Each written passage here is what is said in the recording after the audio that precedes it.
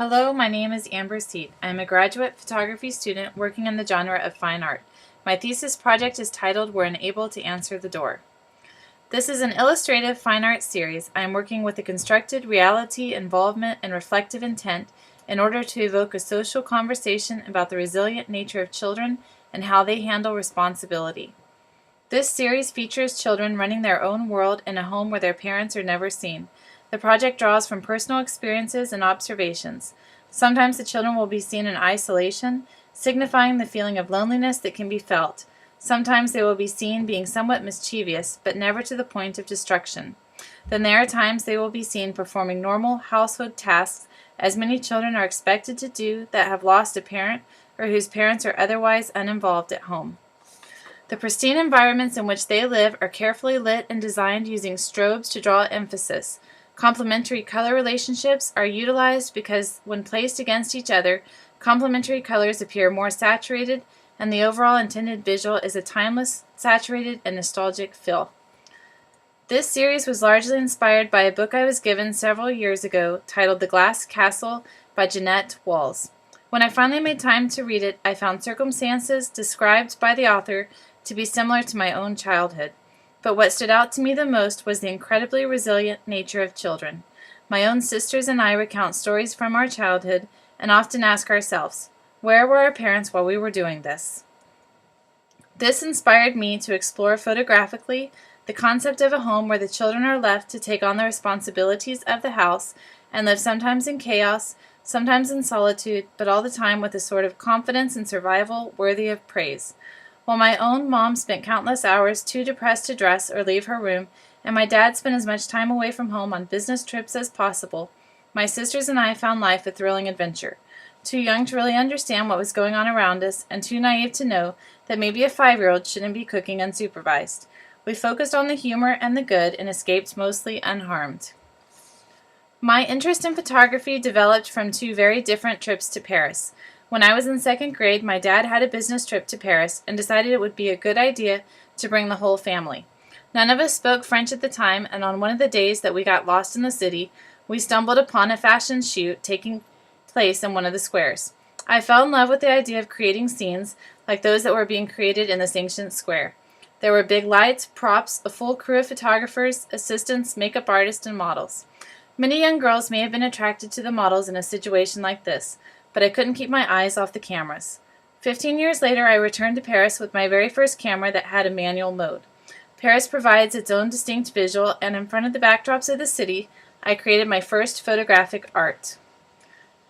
Using children to tell stories has always interested me with photography, but it wasn't until I understood that the stories I wanted to tell were not about the specific children, but social issues that impact more than just children, that I feel my work started coming together. It was through artists like Julie Blackman, Holly Andrus, Loretta Lux, and Sig Harvey that I began to understand how to construct a scene and move into the realm of conceptually deep storytelling. I have experimented with landscapes, surrealism, documentary, and self-portraiture, but I always come back to constructed reality fine art. It is the creation of scenes and storytelling aspects of it that make me really love photography. The involvement for this series is constructed reality using flat and illusionary space, leveling over sharpening, and depends heavily on artificial lighting from strobes, lamps, and reflectors. Formal cohesion relies on consistent color relationships, vantage point, and lighting. The hues will vary while brightness and saturation remain fairly consistent throughout. The use of illusionary space gives a sense of accessibility and realism to the scenes. Leveling adds order, and lighting adds emphasis and warmth. The aesthetics utilized in this project will rely on saturated colors, repeated patterns, texture, and balance through leveling. Consistency in these areas will create visual interest, unity, and plasticity. My ability to see and interpret what is in front of the camera is something that I am in control of. I am constructing my scenes by using props and wardrobe choices that will benefit the overall concept.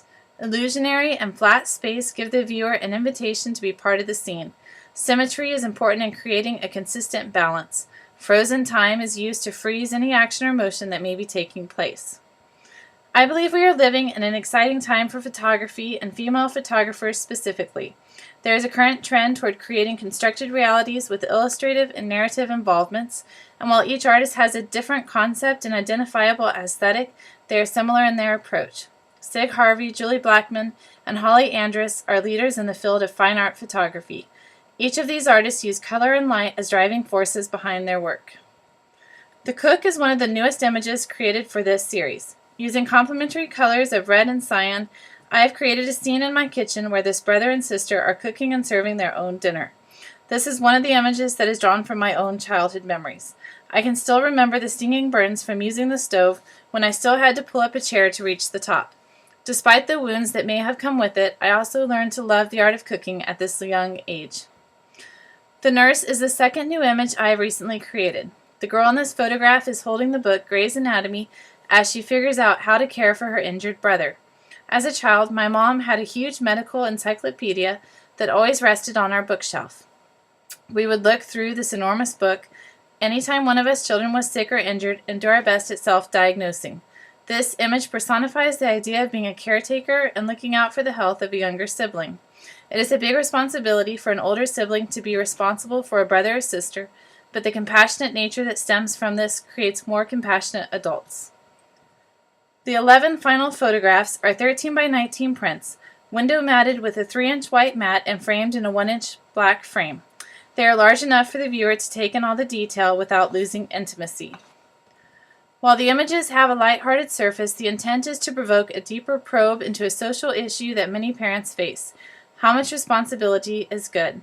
I feel that this series will also appeal to any adult that reflects on their own childhood and, surprised that they survived, ask the question, where were my parents? Thank you.